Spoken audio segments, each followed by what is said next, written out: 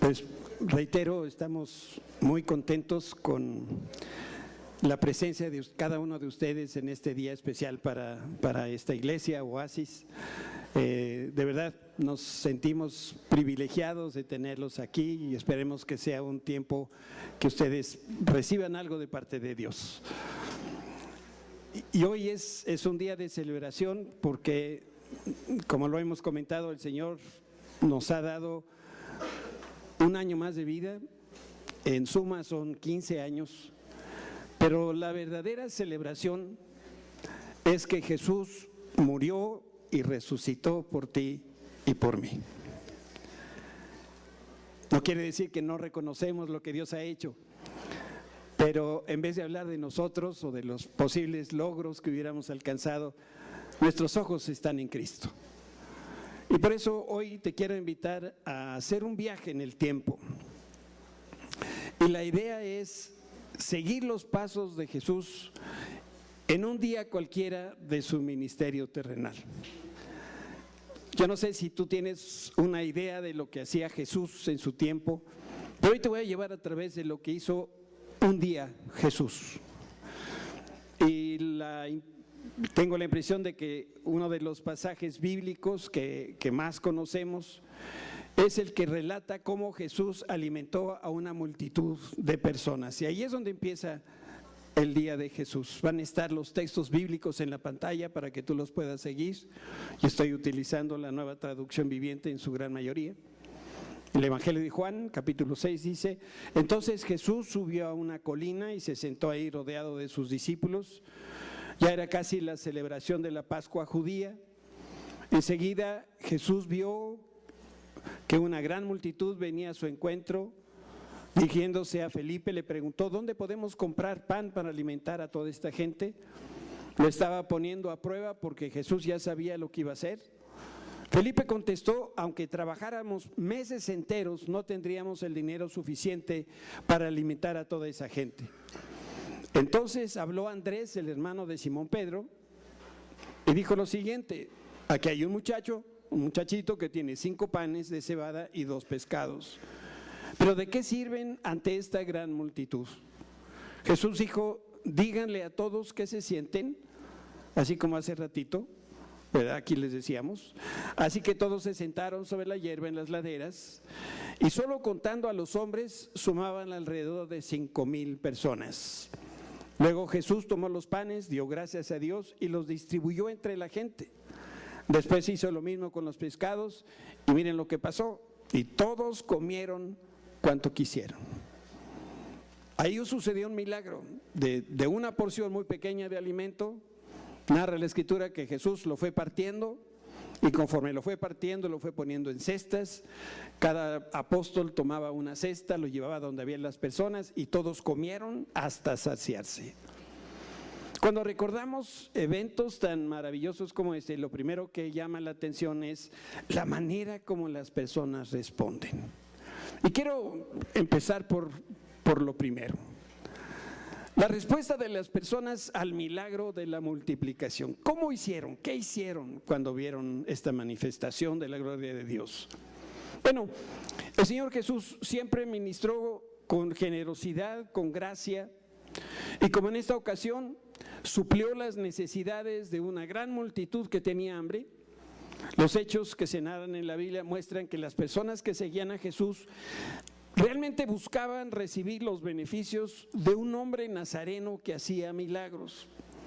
Se empezó a correr la voz por todos lados de lo que Jesús hacía, y cuando esta gente supo que Jesús estaba en la zona, muchos lo siguieron simplemente para ver lo que estaba haciendo. No lo seguían necesariamente porque creyeran en él, porque tampoco creían que era el Hijo de Dios. Ellos no creían en el mensaje de salvación que predicaba, tampoco creían en el reino que Jesús inauguró cuando vino aquí en la tierra. Y si hemos de ser bien sinceros y crudos, ellos seguían a Jesús por interés, lo hacían por curiosidad e incluso hasta por morbo. ¿Qué era lo que hacía Jesús? ¿Cómo lo hacía? No estaban tan interesados ni en él ni en su mensaje, y se sentían atraídos sencillamente por lo sensacional de sus actos. La Biblia dice que una gran multitud siempre lo seguía a todas partes porque veía las señales milagrosas que hacía cuando sanaba a los enfermos. La fama de Jesús se conoció, se extendió, y entonces la gente, sabiendo que Jesús estaba cercano a ellos, dejaban de hacer lo que estaban haciendo, y entonces ellos seguían a Jesús para ver lo que podían encontrar. Y sin importar que las personas seguían a Jesús por los motivos equivocados, Jesús, que sabemos que es el Hijo de Dios, siempre se compadeció de la gente y suplió las necesidades.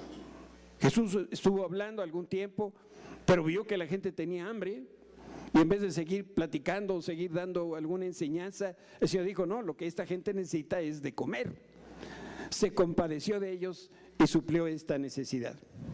Y ese día en especial sació el hambre de miles de hombres y de mujeres.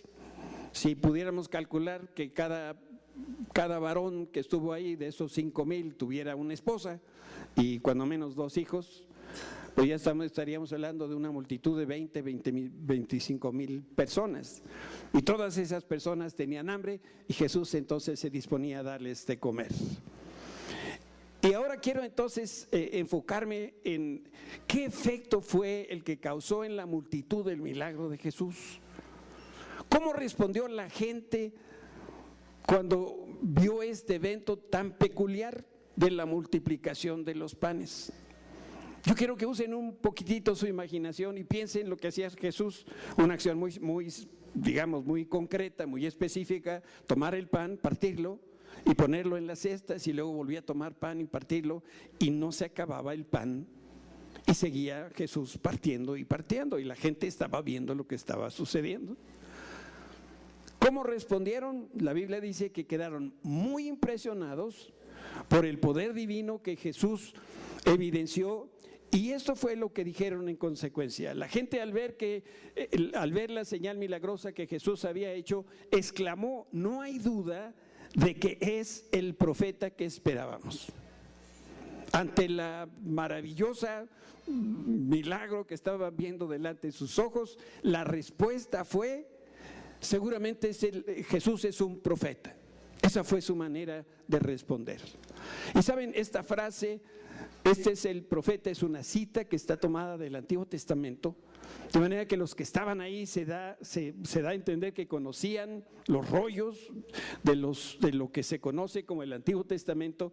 Y leemos precisamente allí en Deuteronomio, capítulo 18, Moisés siguió diciendo: el Señor su Dios les levantará un profeta como yo de entre sus hermanos israelitas, a él tendrán que escucharlo.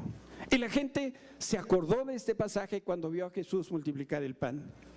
Entonces parece que las personas que presenciaron el milagro de la multiplicación de los panes y los pescados tenían una disposición a creer en Jesús, porque sacaron un pasaje del contexto para poder identificar lo que estaba haciendo el Señor, y también parecería que venían con la disposición de recibir el mensaje y de recibirlo a Él como Salvador y como Mesías.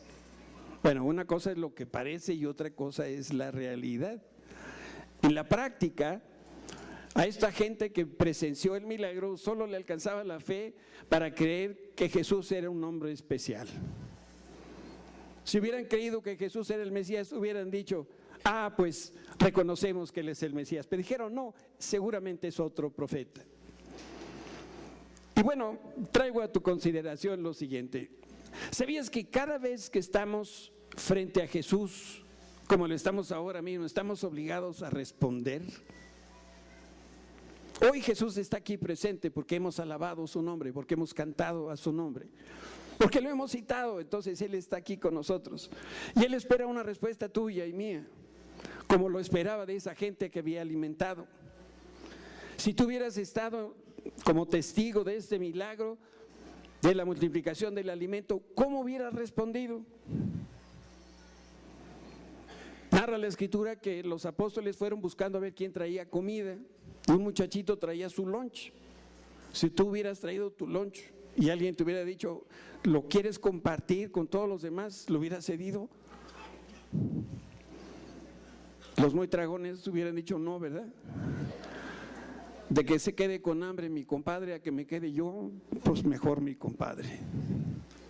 Para mí lo más dramático de esta escena que narra el Evangelio es que las personas que físicamente comieron el milagro tuvieron la excelente oportunidad de darse cuenta que Jesús era el Mesías, el Hijo de Dios.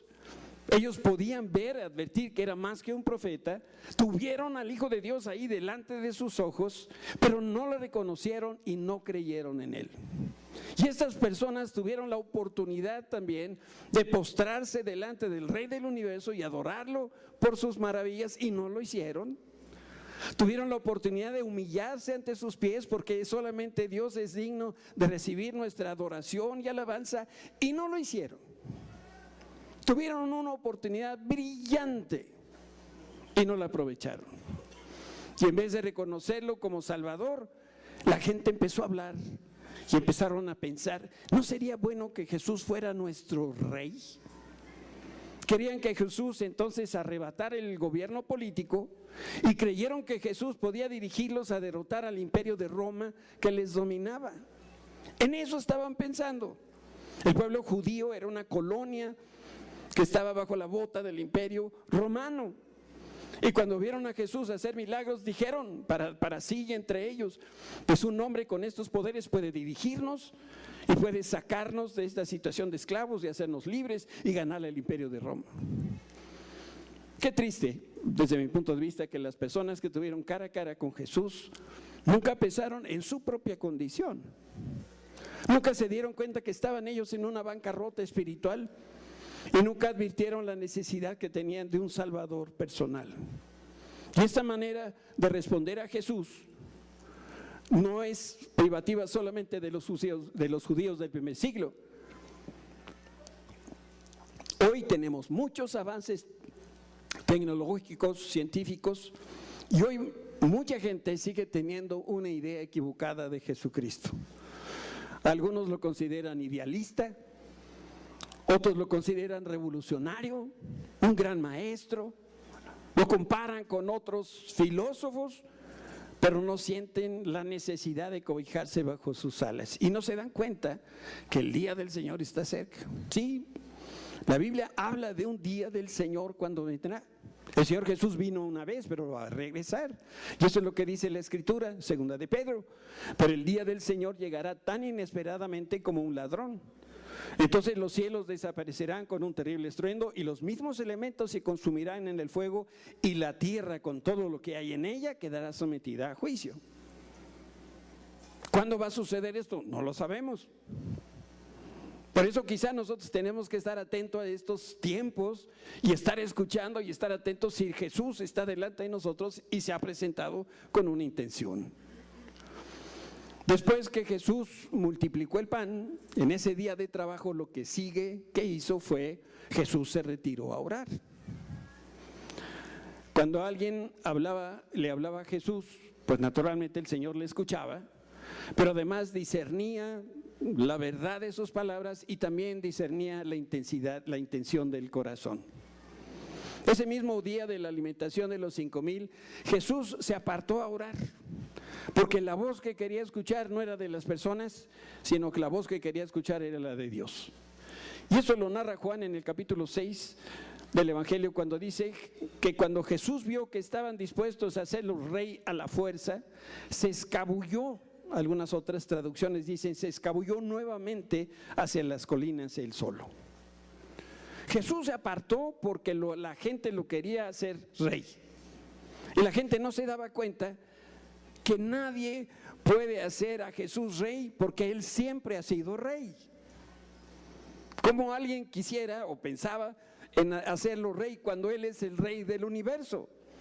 No solamente el rey de los judíos, sino es el rey del universo. Y es lo que dice el Evangelio de Mateo.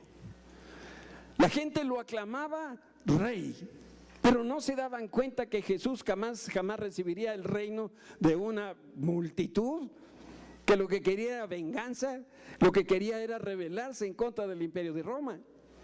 Y como no querían esa situación, vieron en Jesús la posibilidad de salir de su estado de esclavitud. Jesús jamás conquistaría su propio reino, no hace sentido, ya es su reino. y menos lo haría por la fuerza, ni por las armas, ni a través de medios políticos o religiosos. Su reino es celestial y es eterno. ¿Para qué querría un reino terrenal y temporal? Jesús sabe muy bien que viene el día donde se va a sentar sobre ese trono cuando venga por segunda vez, pero ya no vendrá disfrazado o cubierto de humildad como lo hizo en la primera ocasión. Cuando vino Jesús, dice la Biblia, lo describe como un hombre que era el más sencillo de los hombres, casi un esclavo, porque estaba sujeto al imperio de Roma. Y esto es lo que dice Apocalipsis, el último libro de la Biblia. Entonces volví a oír algo que parecía el grito de una inmensa multitud, o el rugido de enormes olas del mar, o el estruendo de un portento trueno que decía: alabado sea el Señor, pues el Señor nuestro Dios es el Todopoderoso, reina. Alegrémonos, llenémonos de gozo y démosle honor a Él, porque el tiempo ha llegado para la boda del Cordero y su novia se ha preparado. Este pasaje es profético, lo escribe Juan cuando está en la isla de Patmos, exilado. Y tiene una visión y Dios le muestra lo que va a suceder en estos tiempos. El Señor será reconocido y levantado como Rey Todopoderoso. Entonces, aquí la gente no entendía los tiempos. Lo querían hacer rey de una provincia romana, cuando Jesús es el Rey del universo.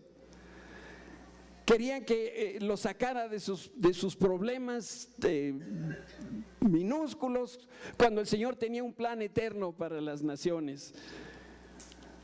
Entonces, preferentemente el Señor dijo, de seguir escuchando estas cosas que Él discernía que había en el corazón de la gente, dice Jesús: mejor me voy a orar y a poner en orden mis pensamientos con el Padre. Y mientras eso pasaba, pues el día fue transcurriendo, y hubo un tránsito de la luz a la oscuridad. Dice la Escritura de ese día del Señor Jesús, que al atardecer los discípulos de Jesús bajaron a la orilla del lago para esperarlo, pero al ver que caía la noche y que Jesús aún no había vuelto, subieron a la barca y comenzaron a cruzar el lago rumbo a Capernaum. La gente se fue, los discípulos se sintieron atemorizados. Aunque eran pescadores, ellos fueron mar adentro en la oscuridad de la noche. Y nuevamente este texto yo creo que habla más de nosotros que de los discípulos.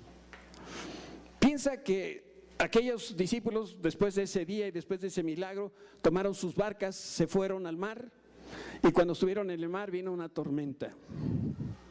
Tú y yo no navegamos en el mar, ni siquiera lo tenemos cerquita, ¿verdad? Pero sí navegamos en un mundo que es corrupto y está contaminado. Yo estoy casi seguro que tú has experimentado, como todos nosotros, de pronto se levantan unas olas tremendas de no sabemos de dónde, el viento empieza a soplar y nosotros estamos en medio y vemos que nuestra barca, ¿qué le está pasando? Está empezando a hacer agua. Aquí la inmensa mayoría de las personas busca su provecho y supongo que está bien. Pero lo que está mal es que hay muy pocas personas que creen que Jesús es el Hijo de Dios. Parece que estamos tan preocupados en nuestros afanes, nuestro trabajo principalmente, o las obligaciones de la casa, o nuestra economía que no alcanza realmente a cubrir todas nuestras necesidades, y todas estas preocupaciones y la enfermedad y problemas en relaciones con otras personas nos hacen estar tan lejos de donde debiera estar nuestro corazón y nuestra mente. Y cuando estamos en esa barca en el mundo, sentimos a ratos que de verdad está haciendo agua. Pero cuando nosotros hemos dejado de reconocer a Cristo como lo más importante en nuestra vida, eso es lo que produce en nosotros inseguridad en el presente y también en el futuro.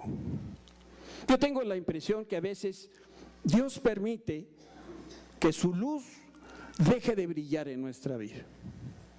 Yo no sé si tú te acuerdas de niño y a lo mejor le tenías miedo a la oscuridad. ¿Cuántos de niños le tenían miedo a la oscuridad? Levante su mano. Ahora, no la bajen. ¿Ya se te acabó el miedo? Algunos no, ¿verdad? En casa nosotros tenemos un acuerdo, mi esposa y yo. Si en la noche se mete un ladrón, ella va y lo saca fuera de la casa. Hay diversidad de dones. A mí no me toca esa tarea. No vayan ustedes a creer que soy temeroso. Pero Jesús sí tiene más valor para muchas de estas cosas. Y a ratos sí, la oscuridad nos asusta, no sabemos lo que nos puede venir. Y cuando esto sucede es como si nos encerraran en una habitación. Si de pronto venimos de la luz y nos meten a un cuarto cerrado, oscuro completamente, al principio no vemos nada, nos sentimos incómodos, desesperados, pero poco a poco vemos cómo la luz de afuera empieza a penetrar incluso por las rendijas más pequeñas. Y cada haz de luz realmente se convierte en la posibilidad de una puerta de salida.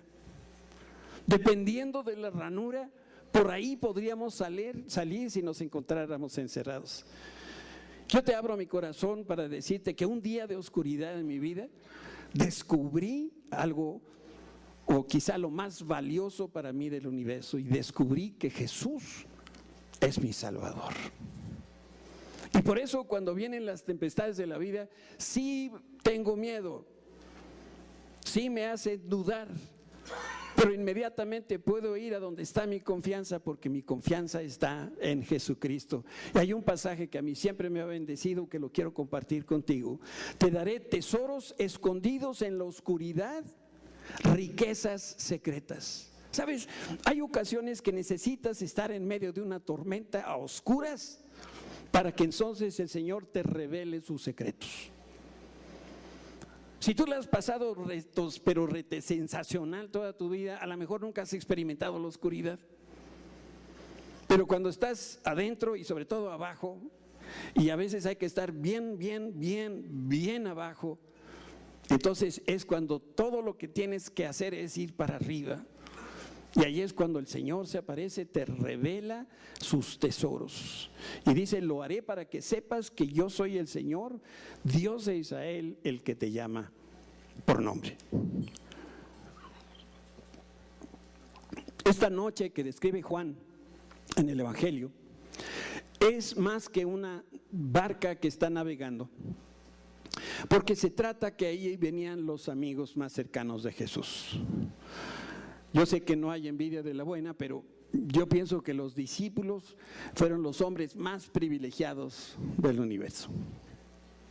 A ellos les tocó la bendición de acompañar a Jesús las 24 horas de más de 3 años del ministerio de Jesús.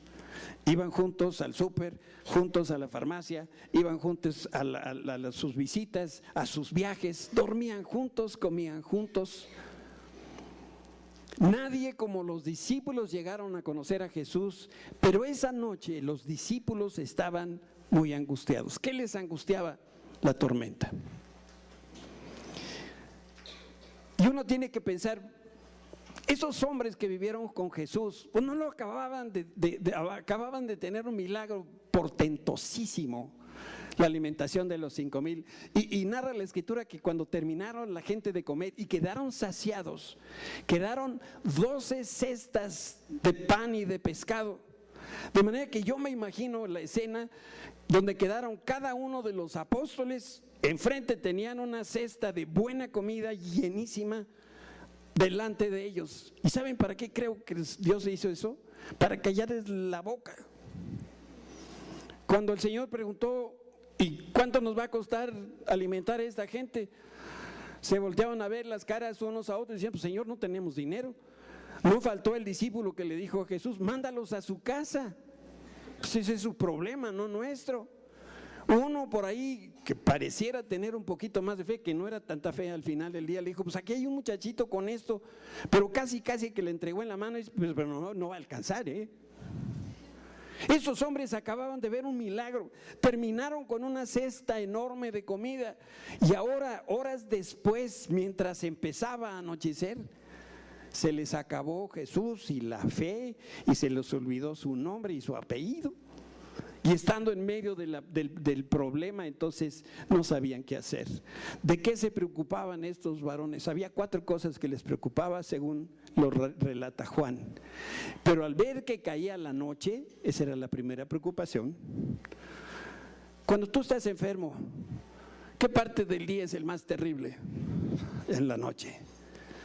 Si de por sí de día no encuentras al médico, en la noche, tenemos médicos aquí.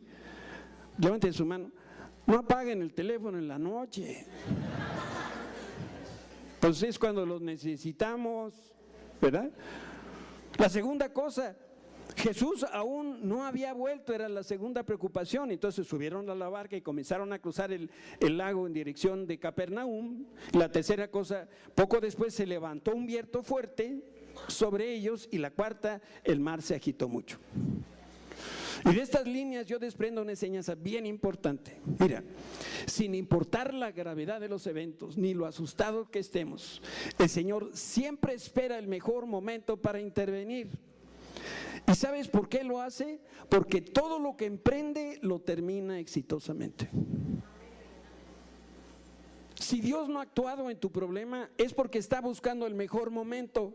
Y tú estás diciendo, ya se olvidó de mí. No se ha olvidado, pero no ha sido el mejor momento todavía, porque todo lo que Dios empieza lo termina.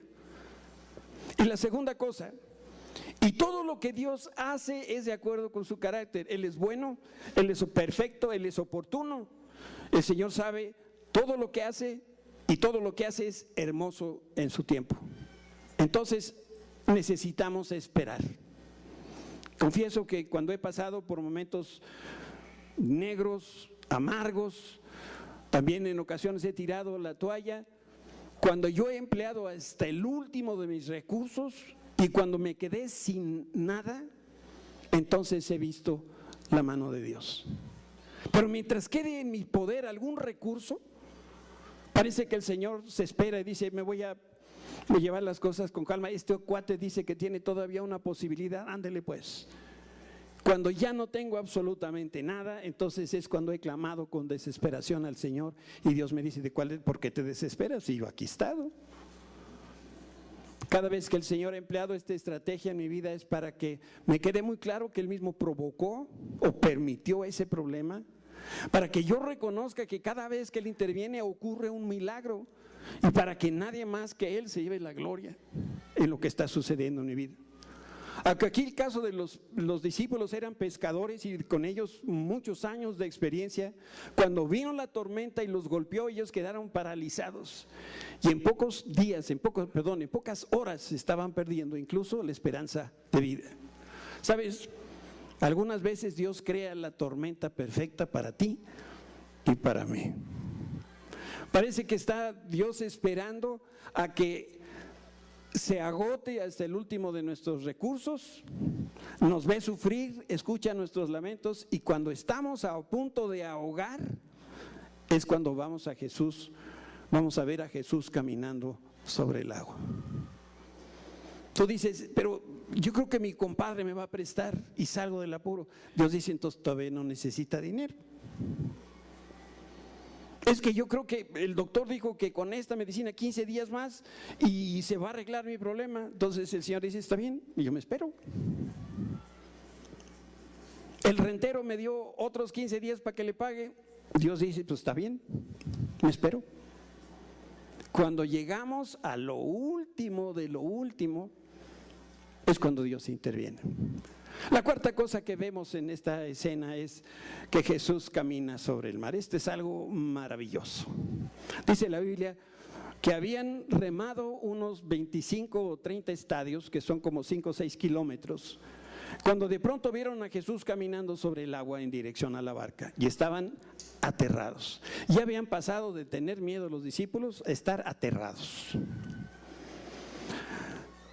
Los discípulos entonces remaron entre 5 y 6 kilómetros de la orilla a mar adentro, que en realidad no es mar, es un lago que se llama el Mar de Galilea, pero es una extensión de agua flanqueada por tierra.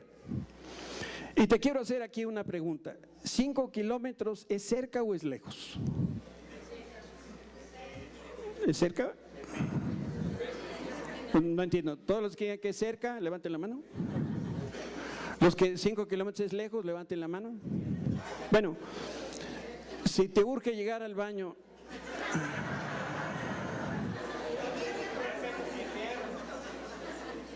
y el baño está a 5 kilómetros, ¿está cerca o está lejos? Está lejísimos.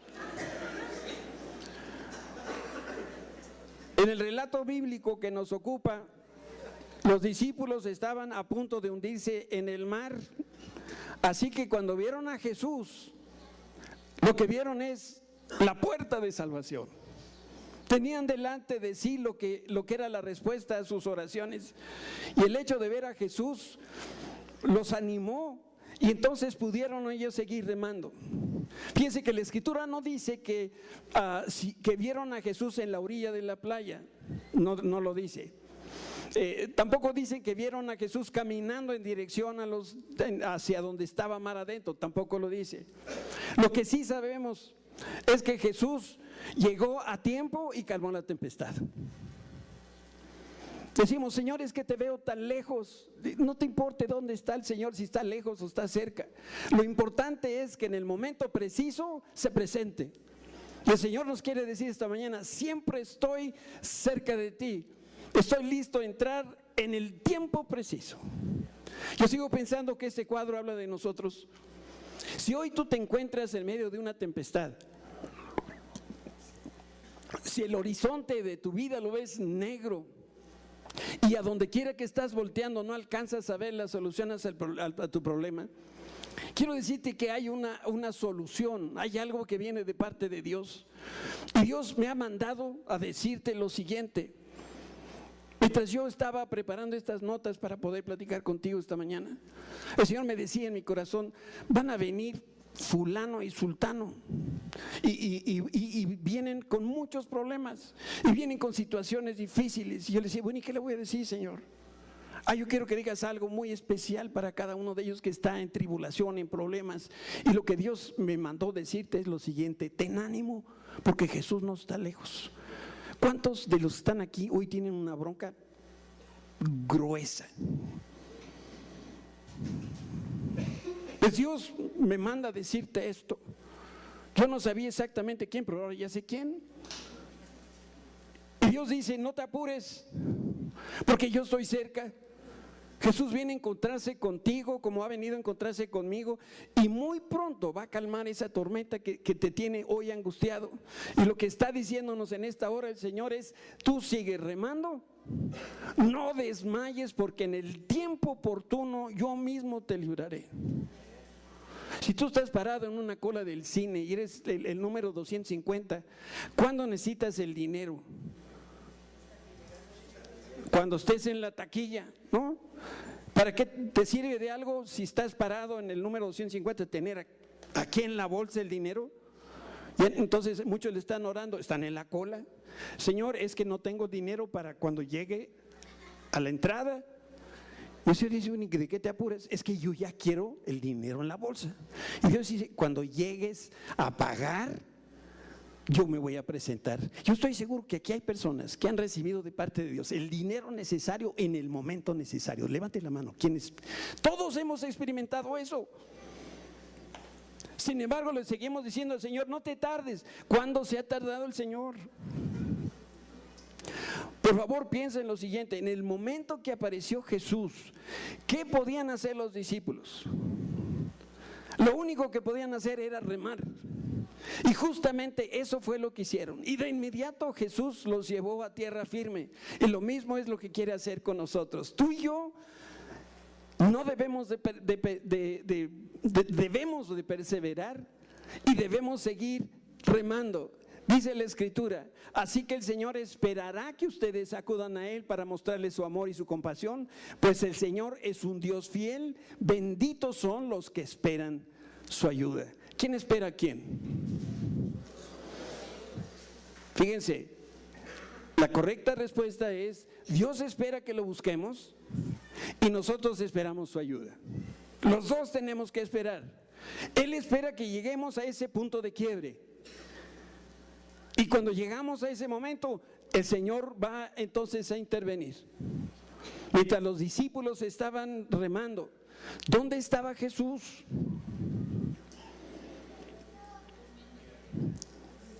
Narra la Escritura que estaba durmiendo.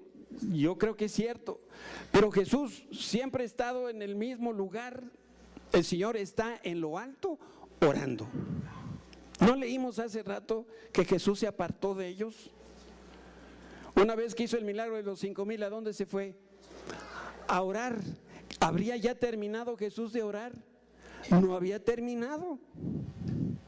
Viene la tormenta, están asustados los discípulos. ¿Qué está haciendo Jesús? Orando.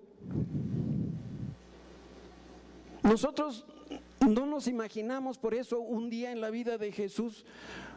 Si Jesús fuera con nosotros, bueno, de que dejó la lancha, los panes y los peces a la hora que empieza la tormenta, ya fuimos al súper, hablamos por teléfono, pusimos nuevas fotos en el Face, ya hablamos por teléfono, ya hicimos, ¿no? Tenemos una agenda complicadísima. El Señor Jesús no tiene ese problema. El Señor estaba orando. Y la Escritura afirma que Jesús oraba mientras sus discípulos estaban preocupados. No dice la Biblia que estaba orando Jesús, pero yo estoy casi seguro que la oración de Jesús en ese momento era: Padre, ayuda a estos hombres que tienen tanto temor. Dales la paz y la confianza de saber que todo está en tus manos.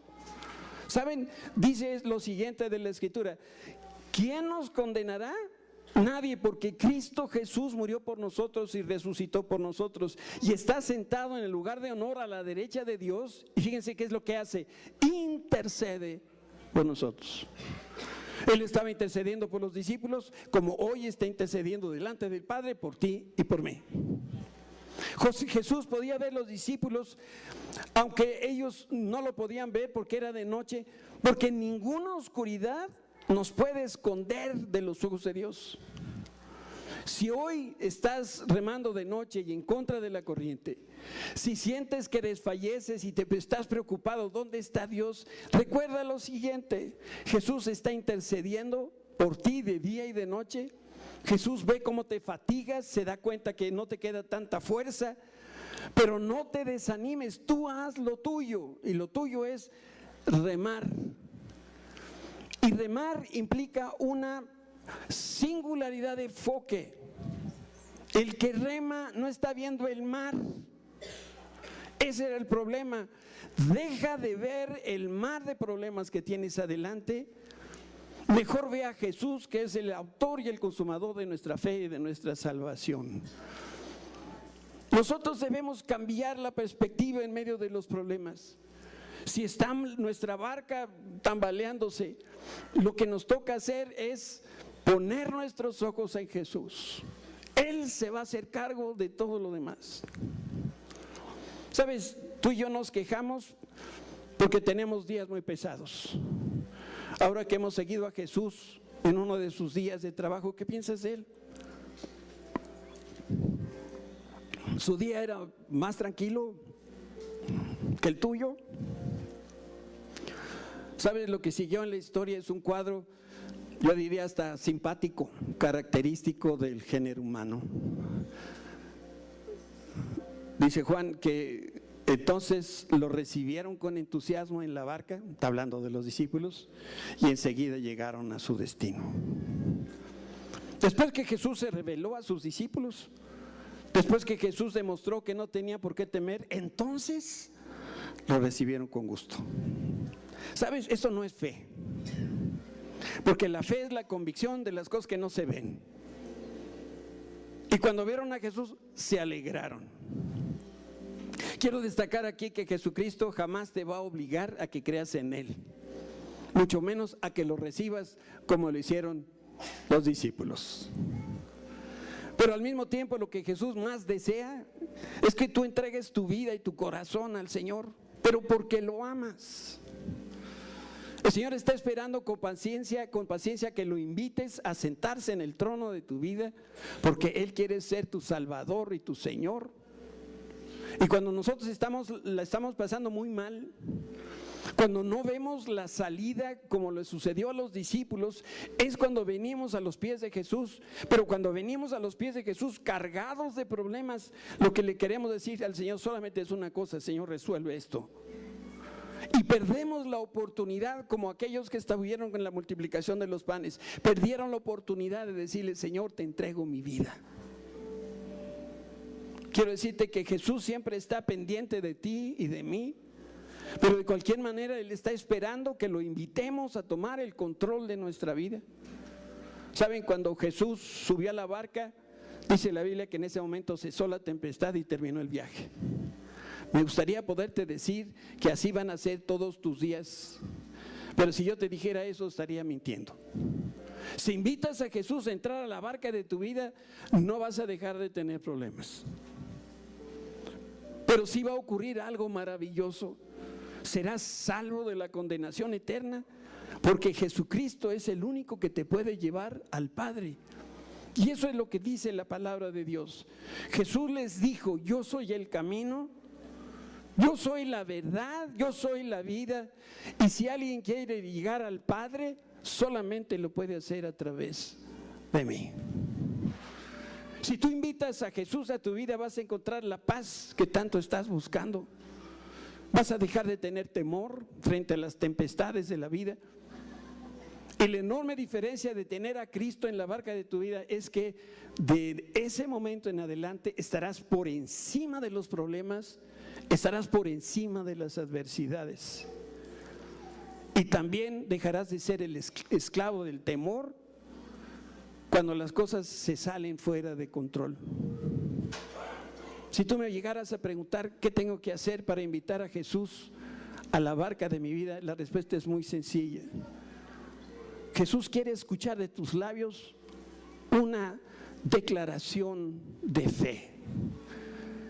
Y lo que el Señor quiere escuchar de ti es lo siguiente: que tú le puedas decir con tus labios: creo en ti.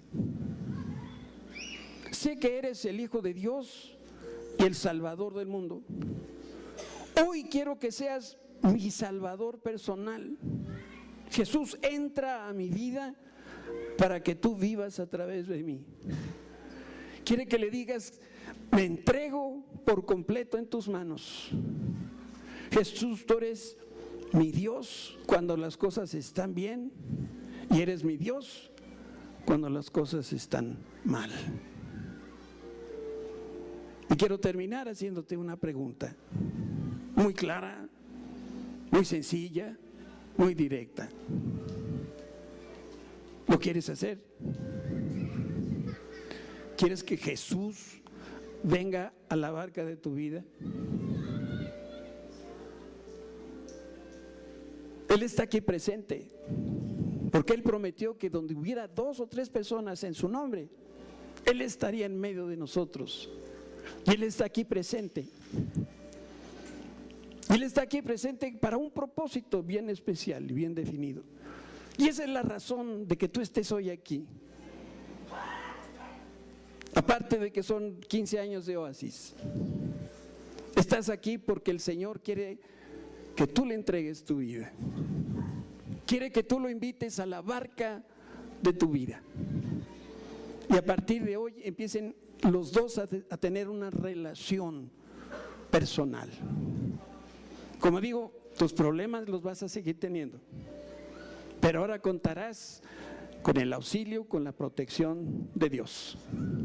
Ya no estarás solo, sino que a partir de este momento tu vida cambiará, porque estarás entregando y reconociendo a Jesús como tu Salvador.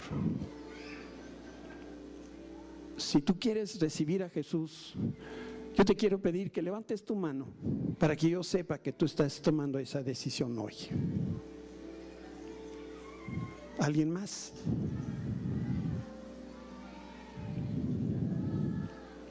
¿Alguien más le quiere entregar su vida a Jesús? Yo te invito entonces que con tus ojos así abiertos, viendo aquí a la pantalla, tú le puedas decir esta oración junto conmigo. Yo la voy a decir primero y tú repites después de mí. Señor Jesús, yo creo en ti. Yo sé que eres el Hijo de Dios y que eres el Salvador del mundo. Hoy quiero que seas mi Salvador personal. Entra a mi vida para que tú vivas a través de mí. Me entrego por completo en tus manos. Jesús, tú eres mi Dios cuando las cosas están bien y cuando las cosas estén mal. ¿Saben qué acaban de hacer? Acaban de hacer que allá en el cielo hoy hay una fiesta. Dice la Biblia que los ángeles del cielo se gozan cada vez que una persona como tú, como yo, reconoce a Cristo como su Salvador. Y hoy no solamente hubo una persona, entonces no solamente es una fiesta, debe haber una tremenda pachanga arriba en el cielo, porque Dios vio tu corazón y a partir de este momento el Señor vive en tu vida. ¿Sabes? Esto es un acto de fe, lo creemos. Y a partir de hoy yo estoy seguro que tu vida va a ser completamente diferente. Muchas gracias por tomar esta decisión por Cristo.